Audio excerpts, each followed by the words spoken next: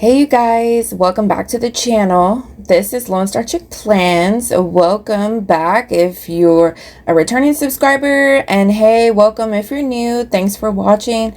Thanks for clicking on this video.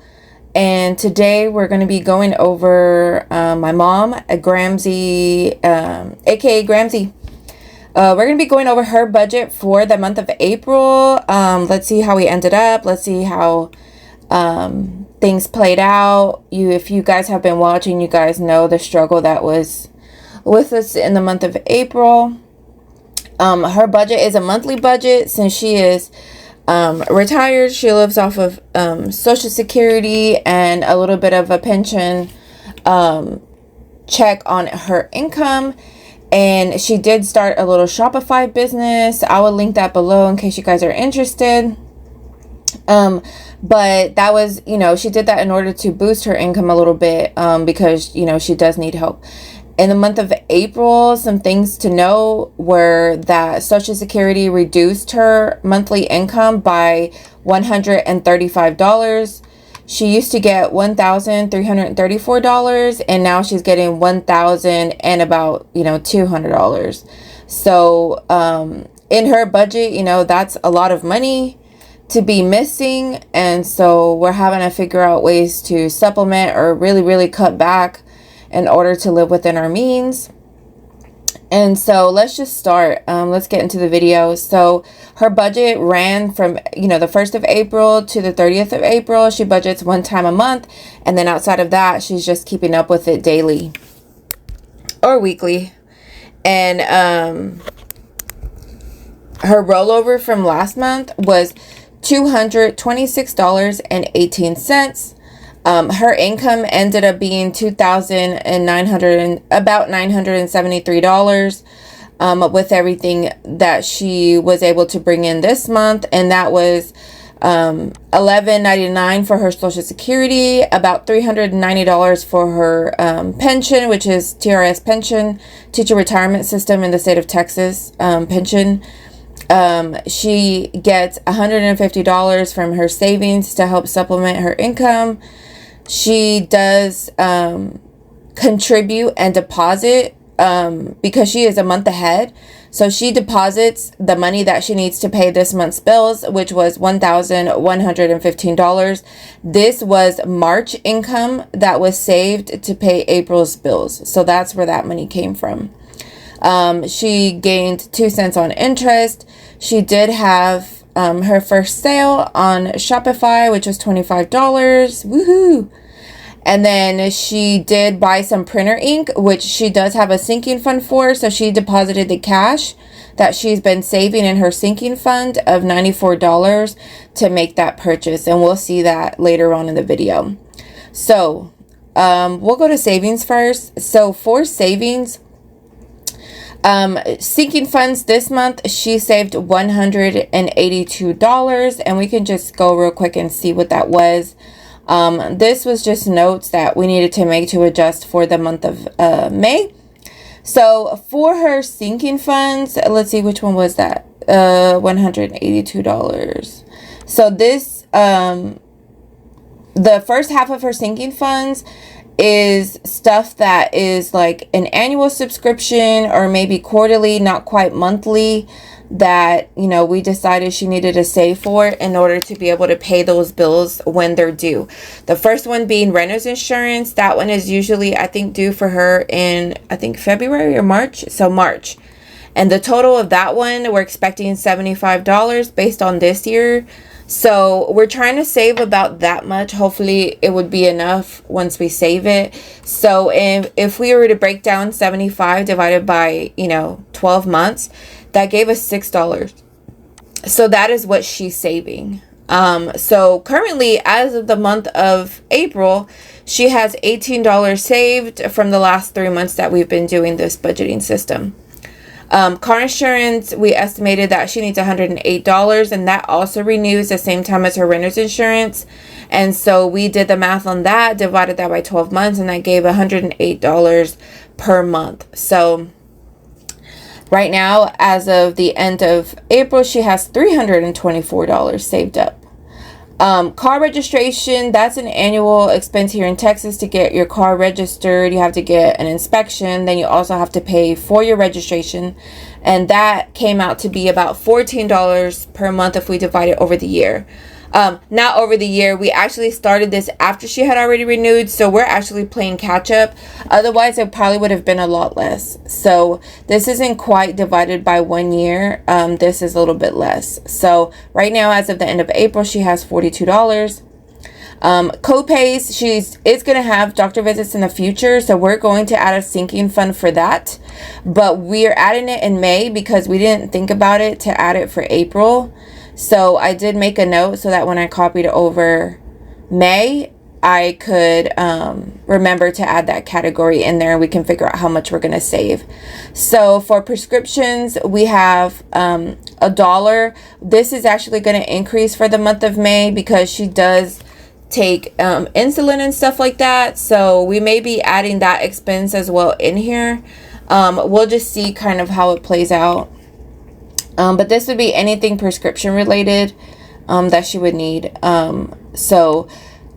Gifts, we decided to make a category for gifts, and this can be for anything, whether she wants to buy supplies to make gifts, because as you guys know, she makes embroidered and crafts, so embroidered crafts and other crafts. So sometimes she chooses to make someone a gift, so this money could be used to make someone a gift or to buy a gift if she wants to buy someone a gift. So right now, as of the end of April, because we just got through having a bunch of birthdays, she currently has $27. So enough for another birthday coming up. Printer ink, this is the sinking fund she has to save up for her printer ink. We went online, we found how much it costs to buy a set of printer ink for her printer, should she need it eventually, so that ended up, we decided to save $17 a month just based on her usage and how often she was buying it. So that took a little bit of legwork going through her statements to figure out when was the last time she bought it, if she could remember. And so we figured we would just save about $17 a month because it is kind of expensive. So her Google One subscription, which is kind of like, I guess like iCloud storage, but it's for Google. And we have Android phones, so our version is, Google based. So it's the Google One subscription, and it just gives you like more Google Drive storage to store your files online in the cloud. And that is, I want to say it's about $32 for the year, but she didn't have enough. So this last month she paid for it for the year, but we are saving for the future for the next year. So right now she has $15, but she's saving $3 a month. So we will actually probably have this saved up before her next annual subscription. So we will just hold on to the money, and then once that plays out, then we'll have the money ready.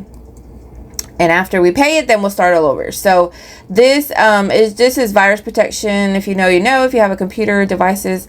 So she's saving up to be able to purchase the annual subscription for that. And that is currently, she's saving $8. I want to say, I think the cost on this is like maybe $28, $32, something like that. I've seen it on sale recently. So we're just trying to get close to that number, and we'll see how it ends up. So that is her sinking fund section. Now she has her month ahead section. So this is money she's saving in April for the month of May.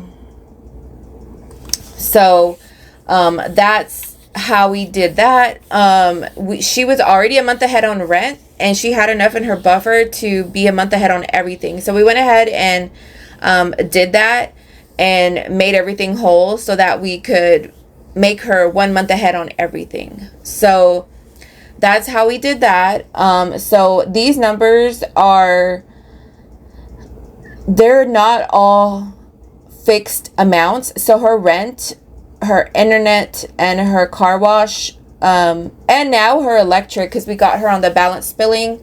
So we'll just be watching that very close to make sure that she is saving enough to be able to offset the true up amount that will be at the end of her year. So she's starting that. I think she got in on that in the month of April. So I think her bill will be like $63 going forward. So her rent is $877. So we just save a flat $877 because that doesn't change. Her utilities, this is her water, trash, pest control. I forgot what else at her apartment complex. So it's one lump sum all together. And that has been trending somewhere between $115 and $125. So we're saving $125 because that's actually been the highest bill that she's received so far, was close to that number. So I said, well, let's just keep saving $125. And if it's less, then you have enough for the next month or the next month or the next month. So we'll just keep saving and have a little buffer in there so that we can just be saving a set amount.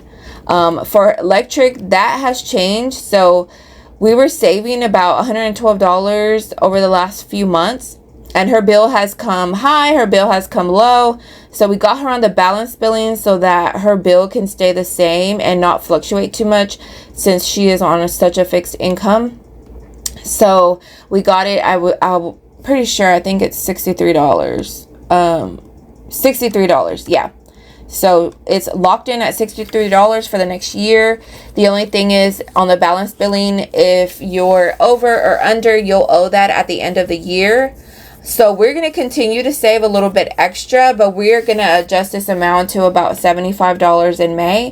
And we're just going to watch the bill, because you can actually see whether you're over or under your adjusted billing amount, and we'll be able to see how much that true up amount is going to be, and we'll be ready to pay that bill when it comes. So we're going to start saving a lot less for this bill, because right now we're saving like a lot. So she has a lot of money built up in this buffer. She probably has enough for 3 months or 4 months of a bill.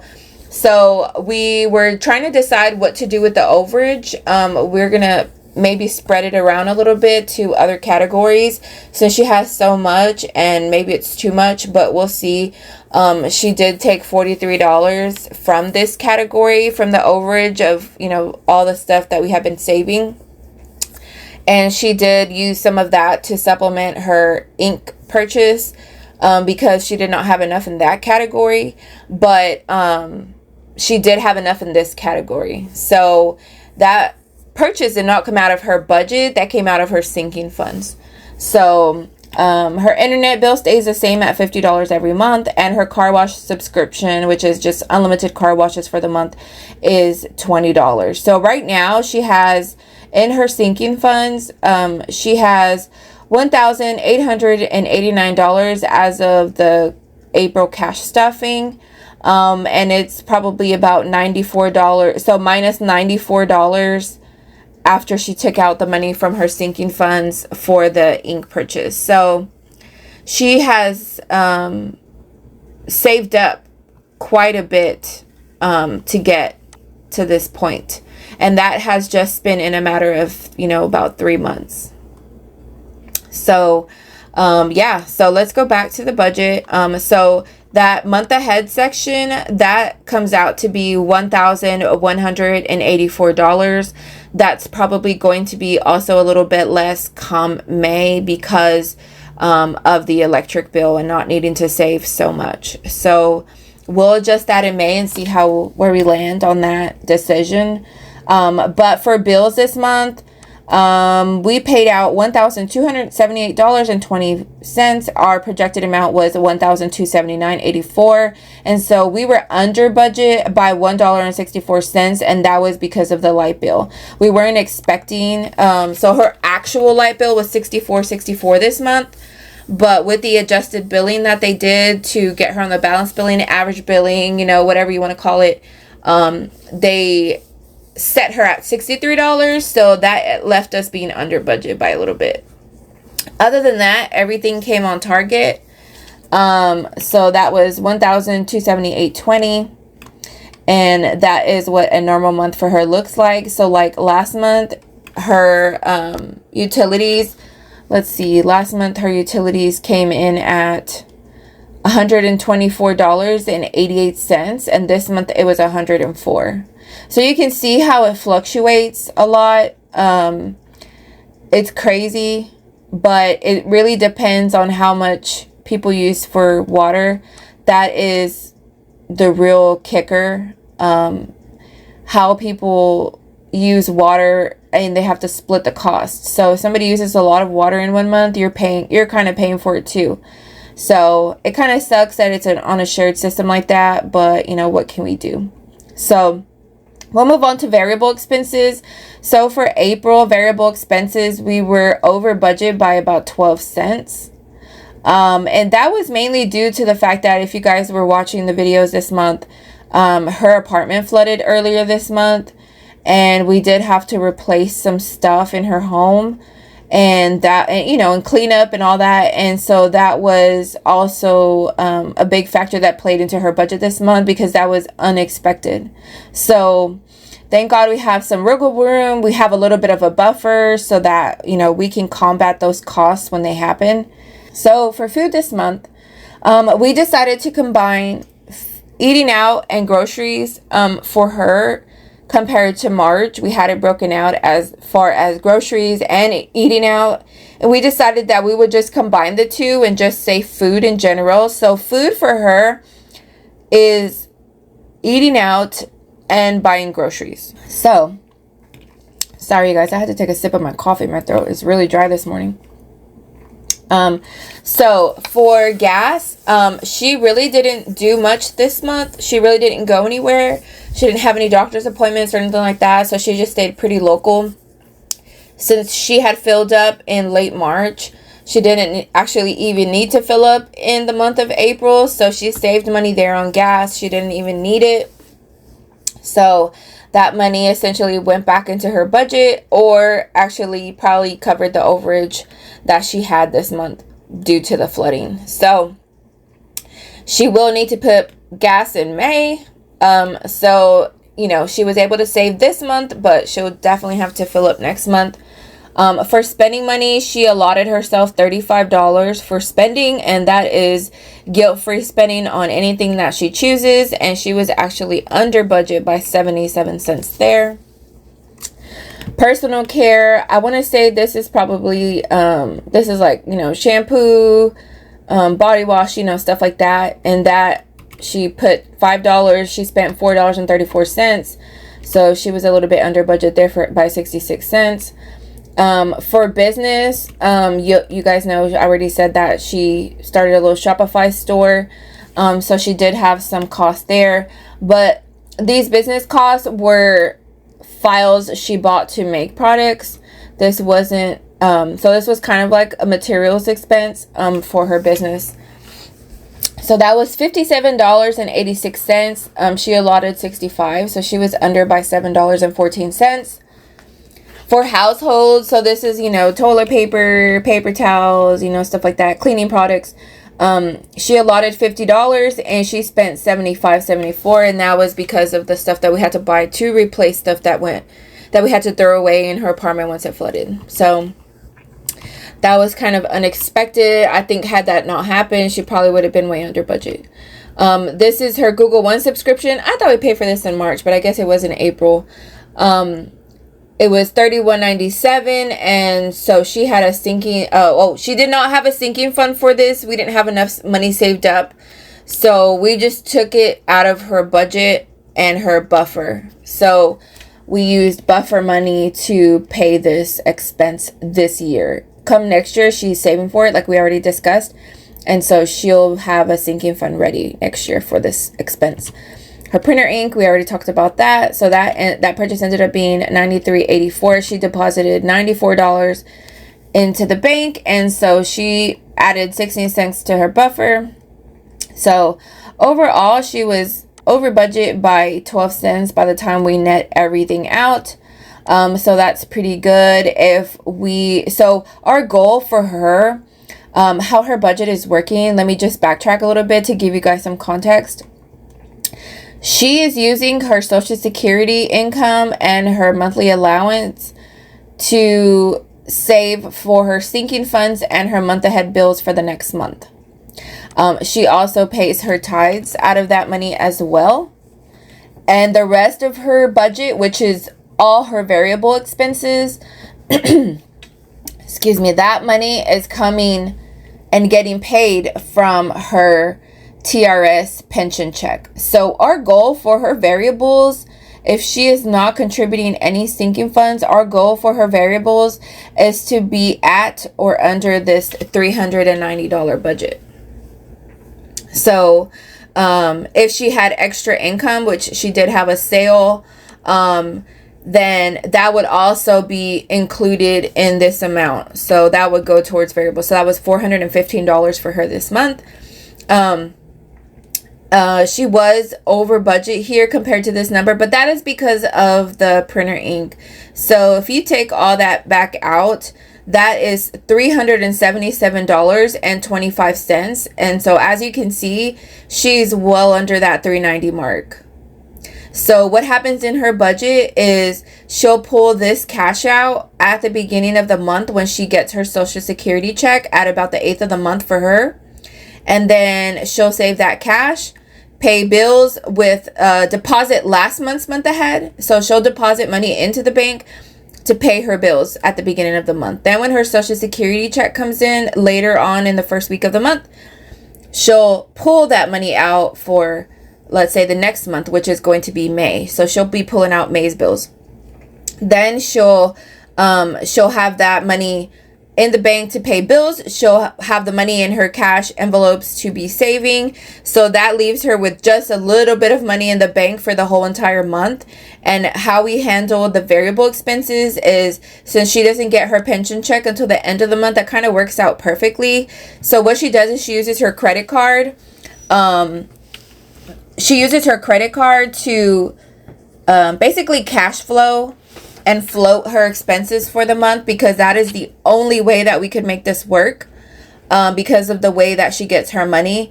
And it also is less complicated because we could use this money to pay her variables as we go throughout the month.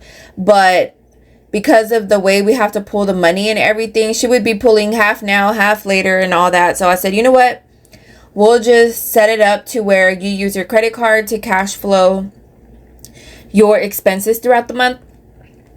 And then at the end of the month, when she gets her money in her bank account, then she'll pay her credit card. And the timing is so perfect, you guys. So it works out just great. It's been working like a charm. We're not accruing any interest because we're paying the bill in full and we're paying on time and before the bill is due. I think her bill is due like around the 9th or the 10th or something like that. So the timing works out great for us to pay that in full before the cutoff. So it's really been working in her favor to have it set up that way. And it's also easier to manage and track because we know that this money is for variable expenses only. So if that turns out that she does have a little bit left over, which at the end of this month, we have $83.98 in a buffer. So she could use that in her May budget, or she could leave it in the bank as just a little buffer for the future. So we haven't decided yet what we're going to do with that money. We may even pull it into a sinking fund, but we are budgeting. We are trying to budget to zero and give every dollar a job. And technically, this is a zero-based budget, even though we have money left over, because this money is assigned to be a buffer. So as we budgeted our set amounts for the month, and then what was left is assigned to be rollover or buffer. So if we should need anything that is not covered by these categories, we would have the money to pay for it there, which we did with her Google Drive. And she does have, you could say, well, why does she need the Google Drive? Well, the Google Drive account is where she stores all her embroidery files and her personal files. And so instead of saving it on her computer and should it crash, she would lose everything, we just decided it is worth the expense to pay for the cloud storage so that, you know, that we're not worried about that happening, because that would probably be devastating. So let's just go over spending real quick. There isn't much. I don't even know where we left off on the last check-in, but we'll just summarize everything as quick as we can, because this video is long enough and I do have to get to work this morning. So April 1st, we paid rent. That was $877. We paid our utilities, which was $104.86. And that again came from March income. So that was month ahead income. So she went to CVS and got some shampoo for $4.34. She ate a meal at Arby's, and that was $9.52. She bought a cost calculator for her business to help her price out items. That was $1.62. She did buy some groceries at Kroger for $53.24. She used some of her spending money to buy some embroidery files. That was a total of $29.23 for both of those. Walmart, she did buy some household things. This was around the time when her apartment flooded. That was $38.99. She did buy some groceries as well, and that was $19.13. She did buy some more groceries at Kroger, and that was $2.75. We pulled her sinking funds for $182. We pulled her month ahead funds for the month of for May, and that was $1,184. So the total of those two was $1,366. She did have a credit for a return at Walmart towards her household category, and that was $24.29. She did buy some household items. This was also after her apartment flooded. She needed some additional things, and that was $19.23. She did buy some more groceries at Walmart for $6.97. Then on the 8th of the month, we paid her electric bill. That was $63. She did tithe, and that was $163.34. She did buy some more household items at Kroger. That was $12.43. I think that was cleaning products. And then she bought some more groceries at Kroger for $27.07. She bought a book from Dr. Jeremiah's website, and that was $5. She did buy some more household items for $13.19 at Walmart. She paid her internet, and that was $50. She signed up for a craft show event, and that was $16.24. And then she signed up for another one for $40 for the month of May. So she's going to try to do a couple craft shows to generate some extra income for the months. So she did buy some sorry. She did buy a doormat and some the little Scentsy warmer light bulbs for her Scentsy warmer. So that was $16.19. That went against her household category. She bought some more groceries at Walmart, and that was $46.28. She did renew her Google One subscription. We already talked about that. That was $31.97. She paid her car wash subscription. That was $20, and she signed up for that event. She did buy a meal at McDonald's, and that was $8.11. And then she bought the printer ink on Amazon for $93.84. So that was all of the spending for the month of April. So as you guys can see, that was mostly food and household, a little bit of, stuff that went towards business, but no, not really any extra frivolous spending or anything like that going on. So that leaves us with some money to be able to roll over. That was $83.98 that we are rolling over into the month of May. So for May, we talked about some changes. We've got, we'll be saving a little bit less for month ahead, and we may be adding a couple of things into our sinking fund. So this number may change for the month of May. We know our electric bill is going to stay the same at $63, so we'll be updating that. And some of these categories over here, I think we're going to combine household and food together, because generally she's buying those things at the same time, and she says it's more work for her to break them out. So we may just include them all as one going forward there. So that's how we'll be doing that in the month of May. So we'll see a little bit of changes, but not too much. Some of these categories, they're not typical monthly categories for her, so we may be you won't see those. We'll be back down to our normal categories, and then as things pop up, we'll add them as needed. So that's where we are, you guys. That's where we ended in the month of April. She's doing really good. She said she's really happy with her budget. She's loving this way of living, and it is definitely a lifestyle change, and especially for her, because she was used to just spending whatever she wanted whenever she wanted, and she wasn't really thinking about how she was going to pay that bill back. So fortunately, she did have a little bit of savings to combat her bad spending, and we took care of that, and now we're back on track. And so far, so good. So far, she's, you know, able to manage and pay for everything that she needs, even with the setback in her income.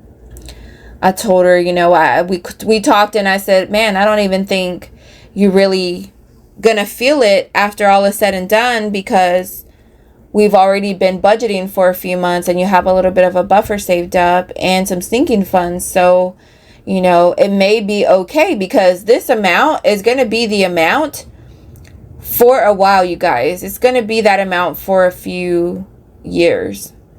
I think they said she owes about $8,000. So at $135, you guys do the math. That's going to be a few years of being on a reduced income.